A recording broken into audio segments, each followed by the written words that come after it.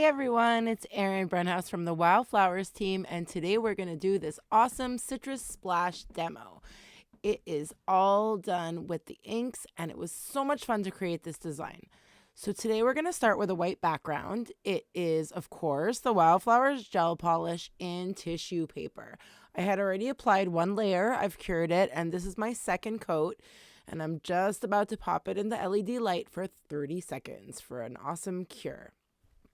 Once that's done, we want to create a matte surface to work on. So we're going to grab the Wildflowers matte top coat, cure that, and then we're going to have the perfect background to be able to use the Wildflowers inks in a way that'll create a beautiful splash, juicy effect for our citrus.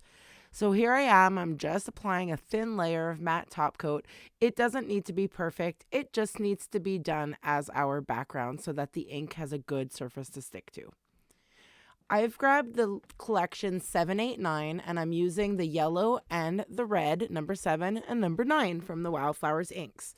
Open those up and have those ready to go because we're going to use the brushes straight out of the bottles. This is such an easy technique to do. Just keep them close by because we're going to blend the colors a little bit. So you want to keep them open and ready to go. Here's our matte white nail. I'm going to begin by grabbing the yellow. This is going to give me a really cool orangey, blood orange type of fruit color that we're going to do. So we're going to put a yellow base. All you have to do is just fill it in with your brush. Get that down. You could put it as vibrant or as thin as you like. And then I'm grabbing the red. This one is super pigmented and gorgeous. And I'm going to go towards the center of my fruit, leaving a yellow edge on the outside. I did it right on top. Now I'm going to go back and grab that yellow and kind of blend these together. It's going to create a gorgeous orange. I love how it left like all kinds of yellow around the edges, but that it's like a different color in the middle, as if you sliced open your fruit and it's a gorgeous color inside.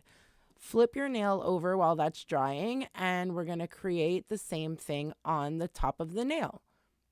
All this has to do is air dry, by the way. So once you're done, you just have to let it dry by air and then you can move on. Here I am going to repeat the process one more time. We're going to grab our yellow ink from the 789 collection, put that down in a beautiful way. It looks so vibrant. I love the thick edges. And then grab that red while it's still wet and watch how that bleeds together. It's so cool. I just love that effect. You can leave it as is, or you can go ahead and grab the yellow again, just like we did for the first fruit, and you can blend that together. I like the way that it's bleeding together. I just want to get a little bit more of an orange effect, so I'm grabbing my yellow, and we are good to go. Now while that's air drying, I really wanted to create a splattered effect. And if you look at my table, you know that I made a big mess trying with a few fails, but this is what works. Grab your ink straight from the bottle with the brush that it comes with and just tap it with your finger. And all that awesome splatter just goes straight onto the nail, creating such an organic, awesome, splattered look. I just love how this came out. It looked like the juices from my wild oranges are just squeezed and juicy and dripping. I loved it. Now grab your magenta brush and your white artist gel paint from the artist gel paint set. We're going to use this to create the details on our blood oranges. All you need to do is put a small amount of the gel on your magenta brush, and we're going to use a really light touch to really create thin lines on our design. Firstly, I'm going to be making like a rim around the shape of the fruit towards the inside. So I'm going to go just a little bit towards where the colors meet. Not too close to the edge of the yellow, but kind of in the middle. It doesn't really have to be perfect. We just want it to look like the shape of a circle. So we're going to create that shape with a really light touch. Don't press too hard on your brush. Make sure you have enough paint to go all the way around. And then we're going to create little straight lines that look like the segments of the orange, the little pieces of fruit. All you have to do is create straight lines coming in from that circle towards the inside of that fruit.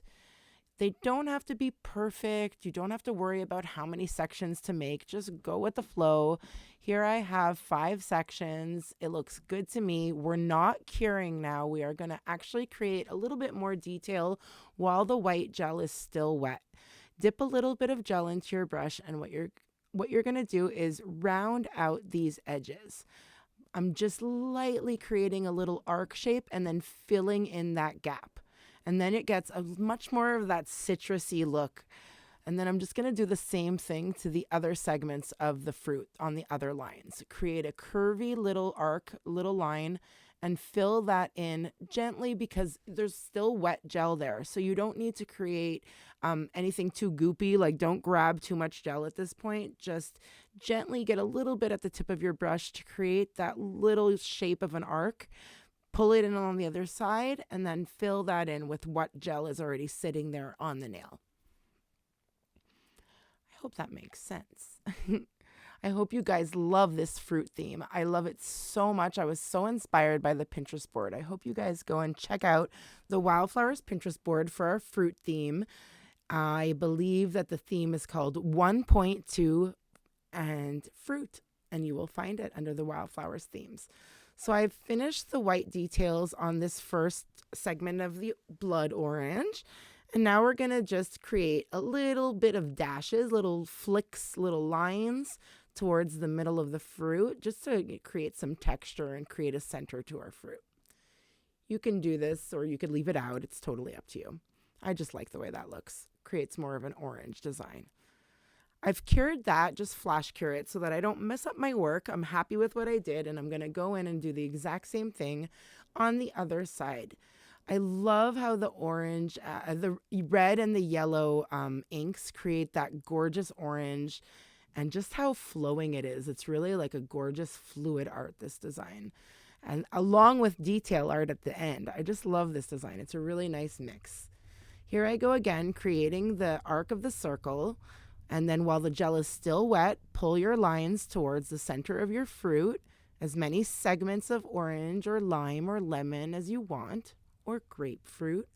I like to think that this one's a blood orange. It has that beautiful orangey outside peel color and then that deep red orangey flesh. So pretty. It makes me want to go buy some oranges. So here I am. I'm just creating my straight lines, and then I'm going to dip my brush back into the white artist gel paint and make sure to create those little arcs that are going to round out each segment of your orange or of your citrus. I really hope that you guys try this. Be sure to tag us. The hashtag this week is WFFruit, obviously. And we would love to see all the designs that you guys come up with.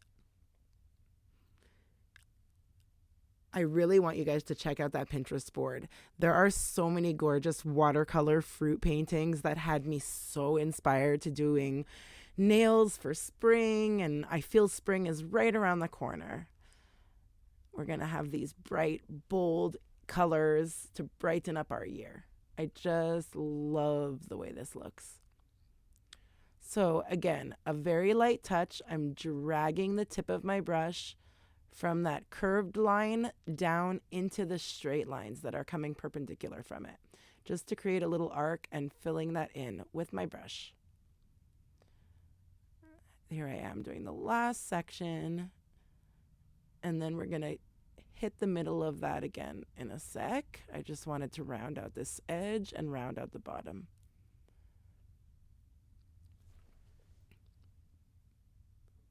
Press down with your brush. I made a little bobo there. That's okay. Fill it in with some white. And that's just going to create the center of our fruit. Pop that in the light for a 30-second cure.